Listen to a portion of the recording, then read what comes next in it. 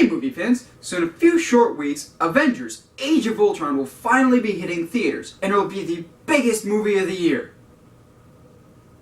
Oh yeah, there's that other one that comes out this year too, if you're interested. So in preparation, I thought I would do something a little bit different for you guys. I thought I would look at every single Marvel movie that exists in that Marvel Cinematic Universe and do a review every weekend for you guys leading up to Avengers Age of Ultron. So we gotta start at the very beginning, way back in 2008, with that obscure movie I'm sure you never heard of, Iron Man, starring Robert Downey Jr. Now, Iron Man was a very, very bold risk. At the time, Iron Man was not a very well-known character to movie-going audiences. They kind of heard of him, but other than the diehard comic book fan, he was not that well-known. At the same time, neither was Robert Downey Jr. Robert Downey Jr. used to be a big star, and that kind of was derailed because of some drug addiction, some alcohol addiction. His life was a mess. So it was a very, very big risk going with an unknown comic book character, an unknown actor, given his mental state. In short, this movie probably should have flopped. But it had a lot of good people working on it that really loved the character and wanted to see this universe work well. What happened? Arguably the best movie of Phase 1, and still to this day one of my all-time favorite Marvel movies, with great performances, great action, and a great, starting point for the whole MCU. Let's start at the beginning. You have Robert Downey Jr.'s performance as Tony Stark, the genius, billionaire, playboy, philanthropist, as he so describes himself in the Avengers later on. I personally believe that Robert Downey Jr. was made to play Tony Stark. Oh my gosh, he so absolutely kills this performance, as he does in every Marvel movie since, as Tony Stark. The dude, I don't even know if he's acting. He just really seems to embody the character. He's schmarmy and smooth, but he can pull it off because he's so genius. This, coupled with his Academy Award nominated performance in Tropic Thunder, yeah, he got nominated for that. Really put him back on the map and really started his career up from basically out of nowhere. But every good superhero movie is only as strong as its ensemble cast, and thankfully, this movie has a really good cast supporting it.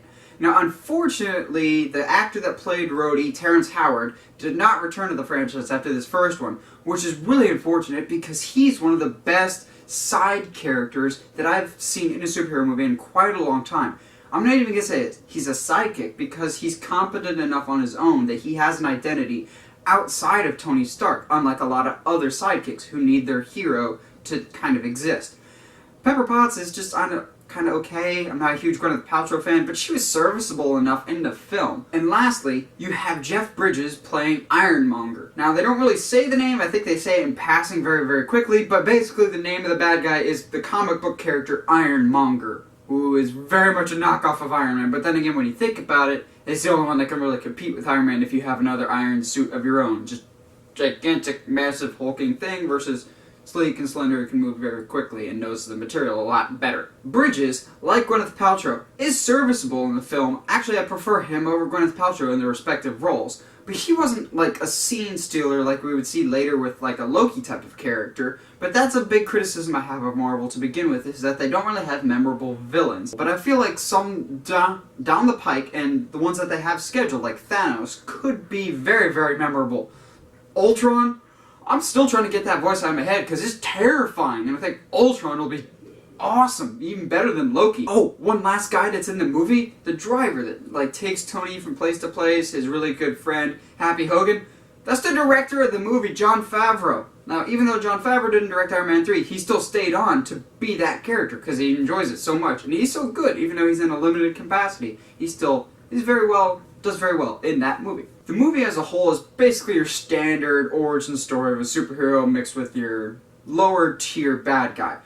But oh my goodness, is it fun because of that ensemble cast. It really was a breath of fresh air because Marvel's properties were all scattered throughout, with Spider-Man over here, X-Men over here, and the actual company of Marvel themselves not really knowing what to do. This one was a bold step in the right direction, and was it fun. Had a lot of great action, some memorable one-liners, mostly from Robert Downey Jr. because Robert Downey Jr., and just a great story. Now, the story's not really what you go in for, but it's a nice added bonus when an origin story of a superhero movie isn't totally cliche. Yes, this is pretty much standard origin story, but this one you can at least have fun with, and you aren't like Spider-Man where you've heard it 1,000 times. As solid as the cast is, the action is just as great. You have amazing set pieces and amazing designs. The Iron Man suit just looks incredible, and they kept getting better and better as the franchise kept going along. But the action was spectacular, and it really got you invested, and you were sitting on the edge of your seat in some of the cases.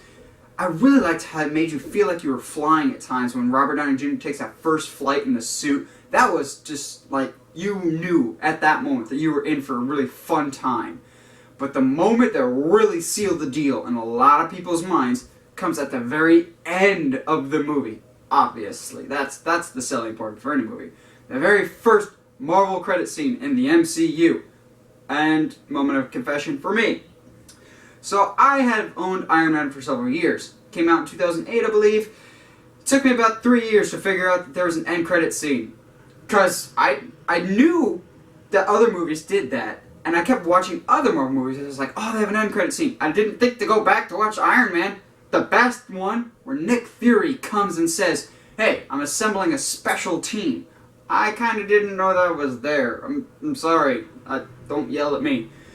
But how did I miss that? It's one of the best, and it really laid the foundation for everything going forward of, yes, you are Iron Man, but there's a bigger plan at work. We're getting the gang together. Well, overall, I would give Iron Man a solid 8 out of 10 for just being a really enjoyable experience, a great origin story with a great cast and great action. Yeah, there's some parts that aren't really that memorable, but oh well, it's still a great romp and a great superhero movie. Well, what do you guys think? Do you like it? Do you hate it? What's your favorite movie in the Iron Man franchise? Let me know in the comments below. And as always, if you like what you see and you want to see more, subscribe to the channel, or find me on Facebook at MovieGuy17, or on Twitter at NMovieGuy17.